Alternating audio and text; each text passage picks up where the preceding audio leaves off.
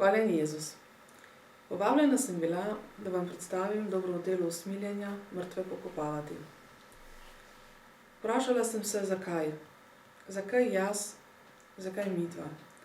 Zakaj se morava s to težko temo spopadati prav midva? Imela sva 4 majhne otroke, ko sva izgubila kar 2 otroka v nosečnosti. Ko sva želela svojo 4-mesečno hčerkico pokopati, nama je država svojo avtoritarno zakonodajo to preprečila in od naju zahtevala, da se sprijazniva, da bo najina Elizabeta končala med biološkimi odpadki. Skupina prijateljev in strokovnjakov nama je omogočila, da je bila najina hčerkica 28. julija 2014 cerkveno pokopana. Mnogi nama očitajo, da po tem, ko sva dosegla svoje, še vedno pogrevava to, po njihovem mnenju, drugorazredno temo. Pa saj vsi poznamo te očitke. Segajo vse tja do Antike. Kaj pa so rekli Antigoni drugega kot to, da naj neha preštevati kosti, da naj ne zagovarja narodnega izdajalca in se sprijazni, da bo poslej živela pod oblastjo svojih nasprotnikov. In kaj so rekli Jožefu iz Arimateje? Mislite, da je postal bolj ugleden mož, ko se je zavzel za tistega Jezusa iz Nazareta, ki je tako nesrečno končal, z najsramotnejše smrti tistega časa? Še njegovi najbližji so se ga odpovedali. On pa je kar še trmasto vztrajal, da ga je treba pokopati kot spodobnega človeka. Jožef je naredil, verjetno kar nevede, Božje delo usmiljenja. Tisto delo, ki ga je Cerkev pozneje uvrstila na svoj seznam dobrih del. In ne po naključju.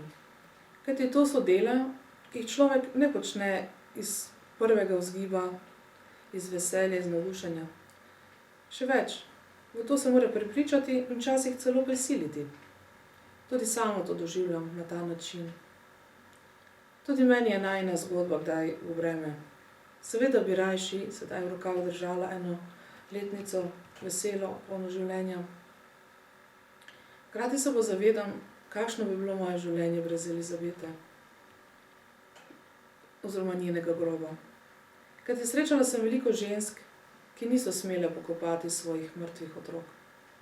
Mnoge so obtičale na pomirjevalih, mnoge pa tudi brez njih samo žalujejo ali celo trpijo zaradi zasramovanja in nerazumevanja, tudi najbližji. Tako sem imela s tem svojim trpljenjem možnost se soočiti z veliko skritega trpljenja, zaradi zabičanega molka, zaradi tega, čemur se reče, ni človeka, ni trupla, ni pogreba. Sedaj bolj razumem vse tiste, ki imajo svoje drage razsute po hostah, grapah, rovih in kaj še takih zakotij. Ni bila dovolj izguba, zamolčana resnica, prepovedano žalovanje, celoživljenjska podcenjenost. Ne, ko sedaj hodijo na spominske slovesnosti, v glavnem poslušajo o spravi in ne pogrevanju, o slogi in razumevanju razlogov nasprotnikov. In ko se tako nekega dne zbudiš in ugotoviš, da si pravzaprav godrnjač, ki kdaj pogleda nazaj, čeprav vsi rinejo v prihodnost, ker si privoščiš kak idejni razmislek, čeprav te vsi zmerjajo s tistim, ki filozofira. Saj ti pravzaprav nič ni prav, kar vidiš, koliko stvari v sebi in okrog tebe ne gre v pravo smer. Enostavno se ne moreš več sprijazniti s stvarmi, takimi kot so. Ne moreš se sprijazniti, da ne smeš poimenovati stvari s pravimi imeni. In tako vedno maje oklevaje stopaš med ostale godrnjače, ki laž našega sveta dajo na laž tudi s svojim obiskovanjem pokopališč. In to je moje upanje za slovenski narod, ki še vedno rad roma na pokopališča in s tem potrjuje, da je človek vreden svojega dostojanstva in da ga ne moreš samo kot en odpadek zavreči, čim ko neha dihati in ga pozabiti.